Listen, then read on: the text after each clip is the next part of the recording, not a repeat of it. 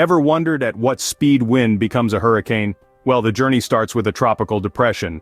This is essentially an area of rotating thunderstorms with winds that are 62 kilometers per hour or less.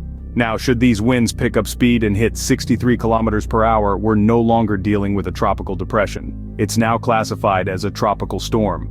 But the real deal, the hurricane, is born when the winds of a tropical storm escalate even further, reaching a whopping 119 kilometers per hour. So, next time you feel the winds picking up, you'll know exactly what's brewing.